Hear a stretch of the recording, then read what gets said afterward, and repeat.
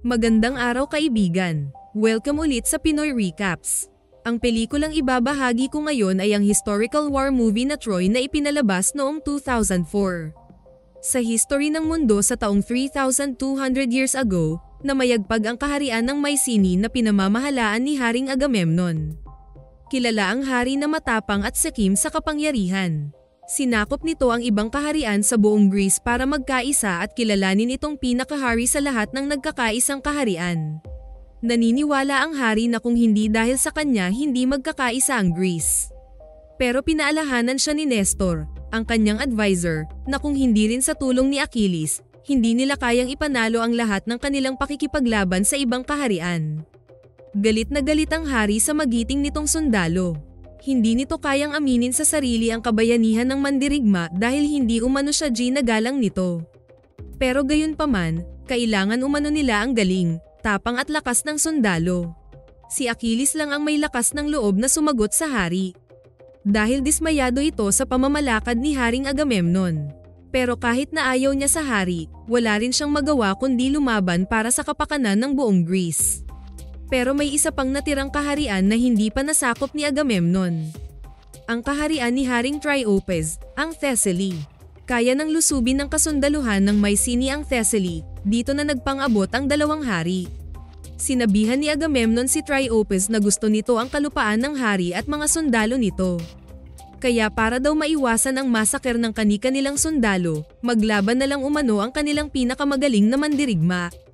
Kung manalo umano ang Thessaly, aalis na si Agamemnon pero pag ito naman ang mananalo, mananatiling hari si Triopas pero susunod na ang kaharian nito sa kautusan ng Mycenae. Lakas loob na sumang-ayon si Haring Triopas sa kasunduan sa pag-aakalang mananalo ang higanti niyang sundalo na si Boagrius. Napahiya pa si Agamemnon nang tawagin si Achilles pero wala pala ito sa hanay ng mga sundalo. Pinagalitan ito ng hari pagdating kaya sinagot nito si Agamemnon na ito na lang ang makipaglaban sa baitalikod. Pero pinakiusapan ni Nestor si Achilles na lumaban dahil sa isang hampas ng kanyang espada, maraming sundalo ang makakauwi pa sa kanilang mga pamilya. Kahit galit ang binatang sundalo sa hari, nakahanda pa rin itong lumaban. Nagsimula na itong tumakbo papalapit kay Boagrius.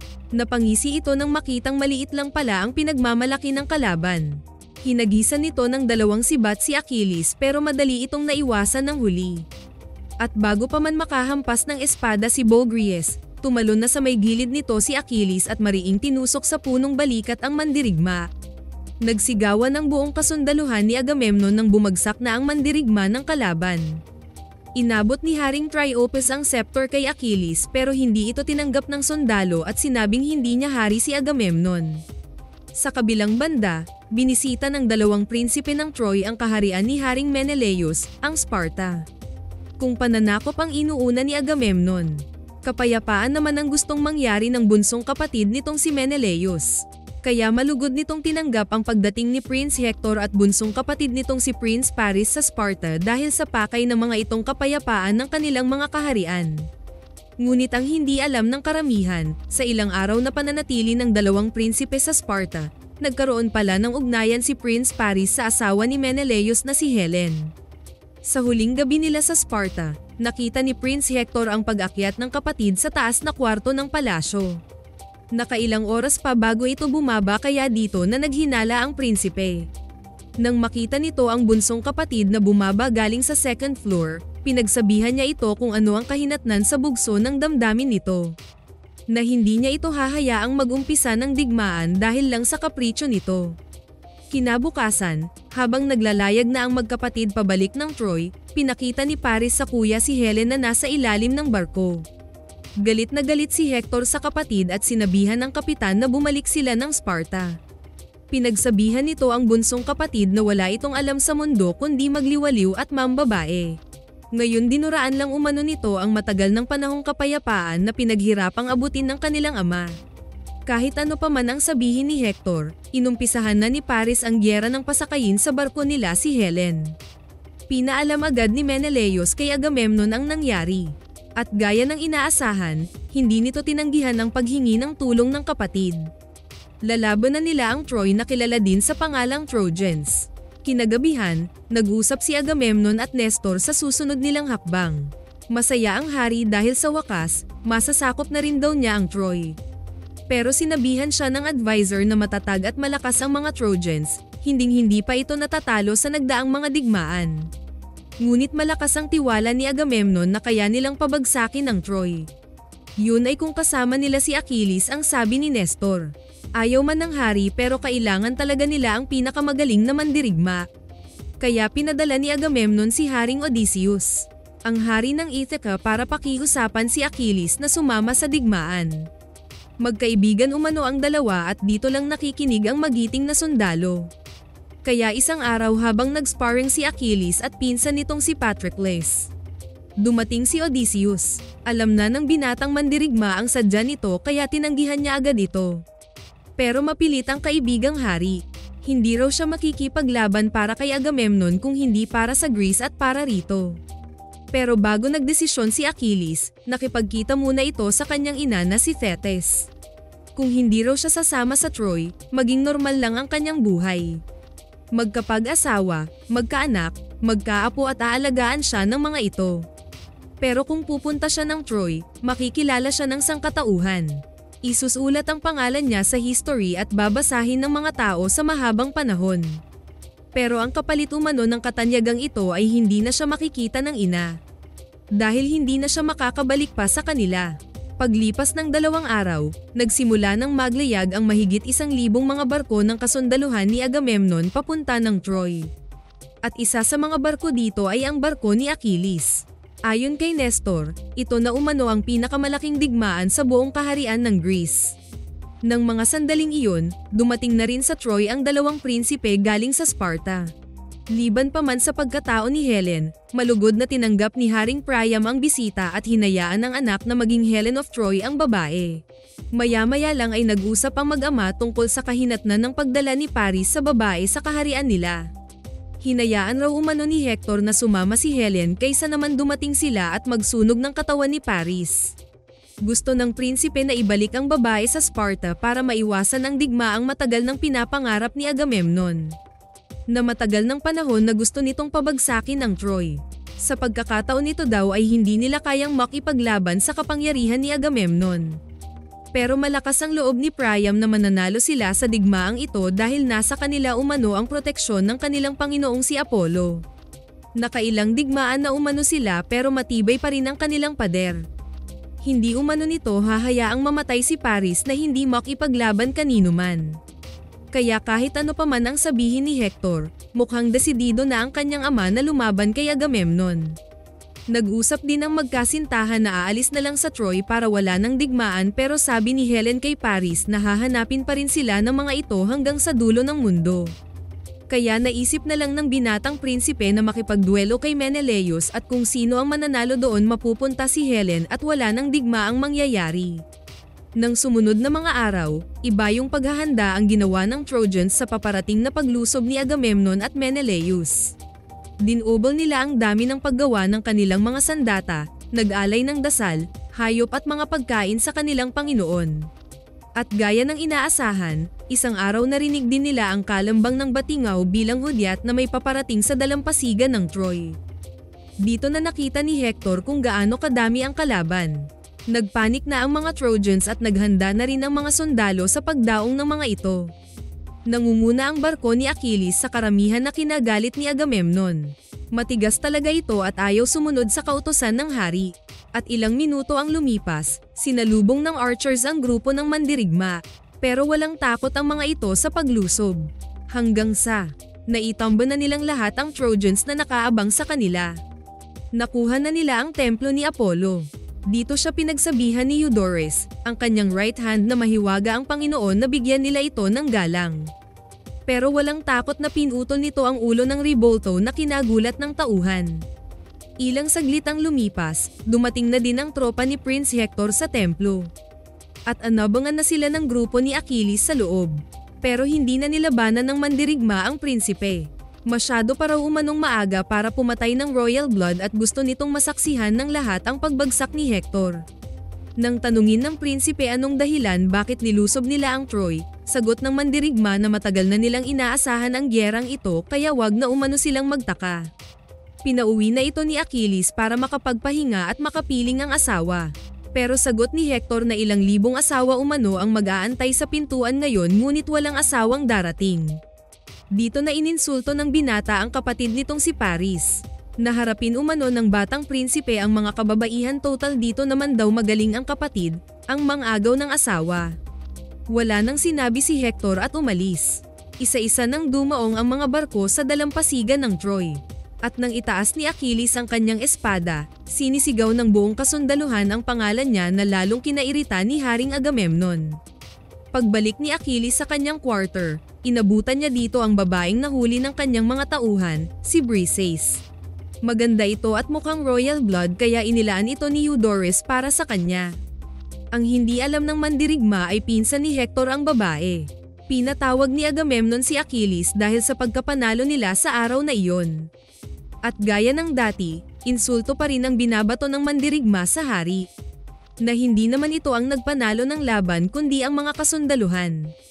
Pero nagyabang si Agamemnon na hindi naman pangalan ng kasundaluhan ang maalala ng mga tao kundi pangalan ng hari at iyon din umano ang gusto ni Achilles kaya sumama ito sa digmaan. Hanggang sa mapunta ang usapan nila sa mga bagay na nakuha sa unang araw ng labanan. Kung ginto daw ang nakuha ni Achilles, isang royalty naman ang inilabas ni Agamemnon. Gulat na gulat ang binatang mandirigma nang makita si Briseis. Gusto nitong patayin ang mga tauhan ng hari sa paligid pero sumabat ang babae na ayaw niyang madagdagan pa ang dam-anak na dugo sa araw na iyon. Kumalma si Achilles na kinagulat ni Agamemnon. Babae lang pala umano ang magpapatahimik sa mandirigma. Pero bago umalis ang binata, sinabihan nito ang hari na tatawa lang ito pagdating ng araw ng kamatayan ni Agamemnon. Kinagabihan, nagpulong ang matataas na opisyal ng Troy.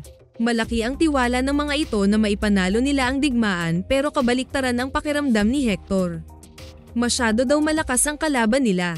Hanggang nagsalita si Paris. Nahahamunin umano nito si Menelaus para wala nang mangyayaring digmaan. Bago matulog si Hector, nakita niya si Helen na tatakas sana para bumalik kay Menelaus at wala nang mangyaring digmaan pero sinabihan siya ng prinsipe na huli na ang lahat. Hindi siya ang sadya ni Agamemnon sa Troy kundi ang sakupin sila at dumagdag sa kasakiman nito. Nang sumunod na araw, nasa labas na ng pader ang mga Trojans nag-aantay sa pagdating ng mga kalaban. Ilang saglit pa ang lumipas, nagmarcha na ang kasundaluhan ni Agamemnon patungo sa Troy. Dito na namangha si Haring Priam at Glaucus sa sobrang dami ng Greek na papalapit sa kanila. Nag-aalangan na sila kung kaya ba talaga nilang ipanalo ang labanang ito. At nang magharap ang dalawang prinsipe at si Agamemnon, sinabi agad ng huli ang gusto nitong mangyari para maiwasan pa ang pagdanak ng dugo. Ibalik umano si Helen kay Menelaus at maging sakop na nito ang Troy. Pero taas noo itong pinapaalis ni Hector at sinabihang walang ni isang Trojan ang susunod sa kautusan nito.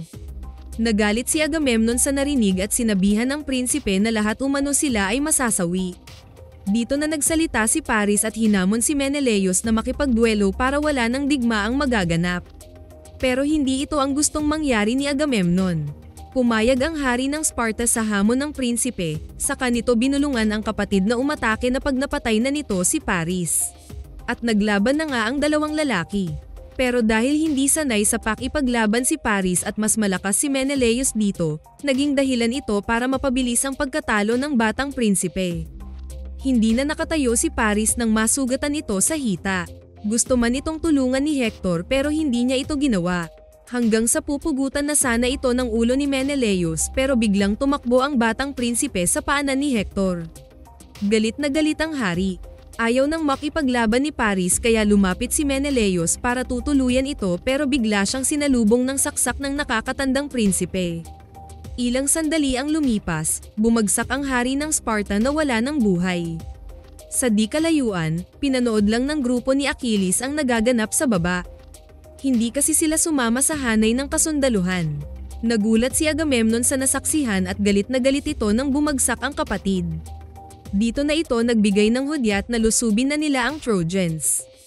Pero dahil mataas ang pader ng Troy, malaking kalamangan ito sa mga archers ni Hector. Marami agad ang nalagas sa kasundaluhan ni Agamemnon.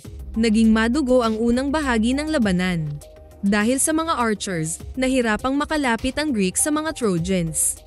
Napakatibay ng frontline ng Troy kaya sinabihan ni Odysseus si Agamemnon na kailangan nilang umatras muna dahil kung hindi, mauubos umano ang kasundaluhan nila. Kaya walang nagawa ang hari kundi sundin ang payo ng kasangga at umatras sila. Dito nagsigawan ang mga Trojans dahil nanalo sila sa unang bahagi ng labanan. Tuwang-tuwa at napatawa si Haring Priam sa nakitang pag-atras ng mga Greek. Nang sumunod na mga oras binigyan ng Trojans ang Greek na kolektahin nito ang mga patay para mabigyan ng maayos na paglibing. Isinumpa ni Agamemnon sa bangkay ng kapatid nito na pabagsakin ang Troy sa anumang paraan. Dismayado itong kinausap si Odysseus at Nestor sa pagkatalo nila sa Trojans. Pinagtatawanan umano sila ngayon sa Troy. Kailangan umano nilang makipaglaban para sa kapakanan ng buong Greece hindi lang sa nasirang garbo ni Agamemnon. At kailangan nila si Achilles para manalo sa laban. Hanggang sa malaman ng dalawa na binigay pala ng hari si Briseis sa mga sundalo. Dahil dito, kinuha ng mandirigma ang babae sa kamay ng mga kasundaluhan. Hindi na nakapalag ang mga ito nang makitang si Achilles pala ang nagpahinto sa kanila. Hindi man maamin ng binatang mandirigma pero may gusto siya kay Briseis. Nagpag-usapan nila ang tungkol sa mga Diyos dahil isang babaeng pari ang dalaga. Pero walang pinaniniwala ang Panginoon si Achilles. Nang lumalim na ang gabi, balak sanang patayin ni Briseis ang natutulog na lalaki pero nanaig ang bugso ng damdamin niya dahil may gusto din pala siya kay Achilles. Kinabukasan, malalim ang iniisip ng binata habang tinitigan si Briseis na natutulog. At paglabas niya ng quarter, sinabihan si Eudorus na magligpit na dahil uuwi na sila sa susunod na araw. Inaantay pala siya ng kaibigang hari. Nakiusap ito na manatili muna siya at makipaglaban sa mga Trojans pero buo na ang desisyon ni Achilles. Pati ang pinsan niyang si Patroclus ay gustong makipaglaban sila sa Trojans. Pero hindi rin ito pinakinggan ng binata. Maglalayag na umano sila kinabukasan. Nang gabing iyon sa Troy, napagkasunduan ng mga opisyales na mainam nilang atakehin ang Greeks ngayon habang mababa pa umano ang moral ng mga ito. Ngunit tutol si Hector dito. Dahil sigurado umanong makikipaglaban na ang grupo ni Achilles sa kanila. Pero hindi siya pinakinggan ng ama. Pinahanda nito ang Trojans para sa pagsalakay nila sa dalampasigan ng madaling araw. At habang tulog ang kasundaluhan ni Agamemnon, inatake sila ng Trojans. Pinagulungan sila ng fireballs para masunog ang kanilang kampo at mga barko. Nanlumo ang Greeks sa sorpresang paglusob ng Trojans. Namangha si Odysseus nang makita ang napakalaking puwersa ng Troy. Pero biglang nabuhayan ng loob ang lahat nang makita ang pagdating ni Achilles. Dito na nagumpisa ang sagupaan. Hanggang sa magpang-abot ang dalawang magiting na mandirigma. Napatigil ang lahat para panoorin na lang ang paglalaban ng dalawa. Pero nakikita nilang mahina ang mga galaw ni Achilles at ilang saglit nga ay tinamaan ito ni Hector sa lalamunan. Nagbunyi ang mga Trojans pero hindi makapaniwala si Odysseus at Eudorus na ganun lang kadali tinalo ng prinsipe si Achilles. Pero natahimik silang lahat nang tanggalin ni Hector ang suot nitong helmet. Si Patroclus pala ito. Galit na galit si Achilles nang malaman ang nangyari sa pinsan. Pinagbuntunan nito ng galit si Eudorus dahil akala nito sinuway ng tauhan ang utos nitong hindi na sila makilahok sa labanan at uuwi na sila. Kinagabihan, itinuro ni Hector sa asawa ang sekretong daan palabas ng palasyo. Sinabihan niya itong pagpatay na siya at makapasok ang Greeks sa Troy, tapos na ang buhay nila. Kaya kailangan nilang tumakas kaagad. Alam ng prinsipe na maghihiganti si Achilles kaya gusto nitong makaligtas ang pamilya at iba pang Trojans. Nang mga sandali ding iyon, nag-ensayo din si Paris sa alam nitong paraan sa pakikipaglaban. Dahil isang magaling na archer ang prinsipe. Habang sinusunog ang bangkay ni Patroclus, natuwa naman si Agamemnon dahil alam niyang lalaban na si Achilles sa mga Trojans. At nang sumunod na araw, parehong naghahanda si Hector at Achilles. Bago pa umalis ang huli, pinakiusapan ito ni Briseis na wag nang labanan ang pinsan pero hindi ito pinakinggan ng lalaki. Pagdating ni Achilles sa labas ng Troy, tinawag agad nito si Hector. Papanain sana ito ng archers pero pinigilan ito ng prinsipe. Alam ni Hector na suicide ang gagawin niyang pakipaglaban kay Achilles. Kaya nagpaalam na ito sa lahat at muling pinaalalahanan ng asawa sa gagawin nito sakaling makapasok na ang kasundaluhan ni Agamemnon sa loob ng Troy. Bago nagumpisa ang dalawa, nagtanggal ng helmet si Achilles para umano makikita ni Hector kung sino talaga ang kalaban nito. Nakiusap ang prinsipe na kung sino ang masawi sa kanilang dalawa, dapat bigyan ng marangal na libing. Dagdag pa ni Hector na hindi nito alam na hindi pala siya ang nakalaban nito kagabi.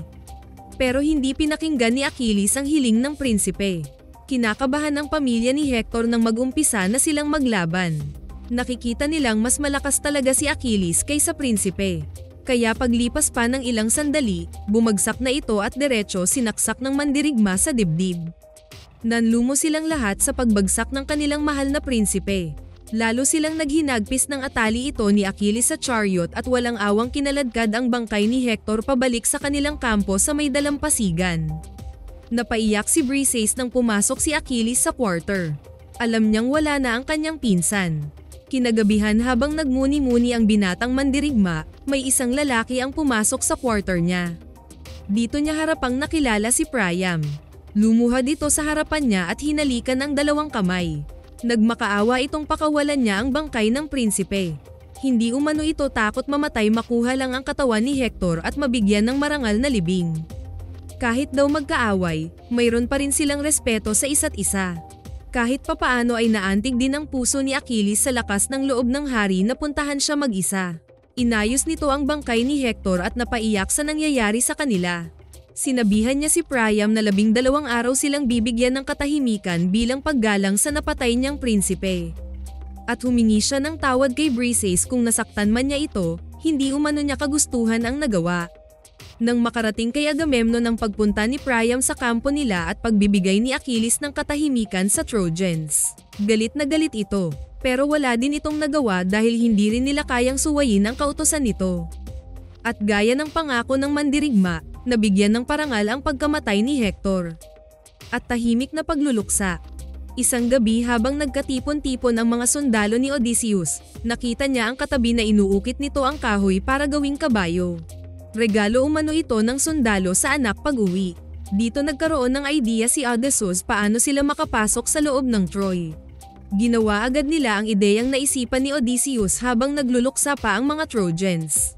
Sa kabilang banda, humingi din ng paumanhin si Achilles kay Eudorus. Pinahalagahan umano nito ang pagkakaibigan nila at pagiging loyal na tauhan sa kanya. Saka nito sinabihan na umuwi na sila dahil magpapaiwan ito.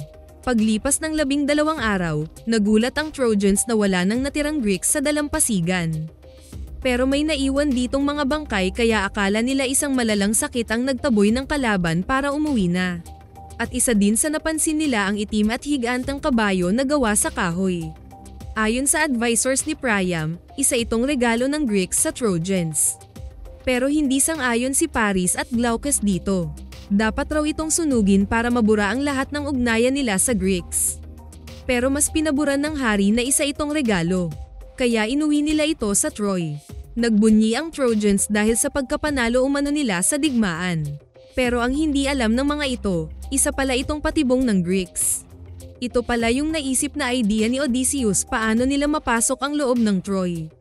Lingid sa kaalaman ng Trojans, nasa loob ng kabayong ito ang iilan sa mga magagaling na sundalo ni Agamemnon. Kasama na dito si Achilles at Odysseus. Nang mga sandaling iyon, isang sundalo ng Troy ang nakadiskubre sa pinagtataguan ng mga Greeks. Pero bago pa ito makabalik, tinamaan na ito ng 3 pana sa dibdib. Nang malalim na ang gabi, habang tulog na ang mga gwardya, isa-isa nang lumabas ang mga Greeks. At tahimik nilang pinatay ang mga Trojans sa malaking gate. Ilang sandali ang lumipas, nabuksan na nila ang gate at mabilis na pumasok ang kasundaluhan ni Agamemnon. Pero sumama si Achilles sa grupo para hanapin si Briseis. Nang makapasok na ang kasundaluhan sa loob, kahindik-hindak na masaker ang nangyari. Sinunog ang lahat ng mga bahay, tinapon ang mga sanggol sa bintana, ginahasa ang mga kababaihan. Sinira ng mga ito ang buong syudad ng Troy ayon sa kagustuhan ni Agamemnon. Napaiyak si Haring Priam sa nakikitang kaguluhan at nagliliyab na syudad. Papalapit na ang Greek sa palasyo kaya mabilis nang umalis sila Helen at Andromache. Kasama pa ang ilang Trojans. Nagpaiwan si Paris at tumulong makipaglaban pero sinabihan siya ni Glaucus na umalis na. Pero bago ito tumakas hinanap din nito si Briseis. Nakarating na sa palasyo si Achilles pero hindi pa rin ito makita ang babae. Laking gulat ni Haring Priam nang makita ang nangyari sa templo. At walang awa siyang sinaksak ni Agamemnon habang nakatalikod. Kasunod nito ay nakita ng hari ang babae habang nagdadasal. Sinabihan nito si Briseis na gagawin niya itong alipin sa kanyang kaharian at titikman ang natikman ni Achilles. Pero bago pa sumagot ang babae, dahan-dahan nitong nilabas ang maliit na sandata sa gilid. At bigla nitong sinaksak sa leeg si Agamemnon. Papatayin na sana ng mga sundalo ang babae pero iniligtas ito ni Achilles. At nang balak na nilang umalis, siya namang pagdating ni Paris. Hindi nito pinakinggan ang sigaw ng pinsan at pinana nito ang mandirigma na unang tinamaan sa may sakong. Nang tumayo ito para sugurin si Paris, nagbitaw na naman ang prinsipe ng isa pa at tumama ito sa tagiliran ni Achilles. Nakaapat na pana ito bago napaluhod ang magiting na mandirigma. Napaiyak na lang si Briseis sa sinapit ng lalaki. Pinaalis na rin ito ni Achilles bago pa man sila mahuli ng mga Greeks. Tuluyan nang bumagsak ang magiting na mandirigma nang matagpuan ito ng mga kasama. Maliwanag na at ligtas na nakarating sa bulubundukin ng Troy ang mga nakaligtas na Trojans. At binigyan ni Odysseus ng marangal na libing si Achilles. Sana nagustuhan nyo ang pelikulang ito. Maraming salamat sa inyong panonood. Kita-kits tayo sa susunod na video.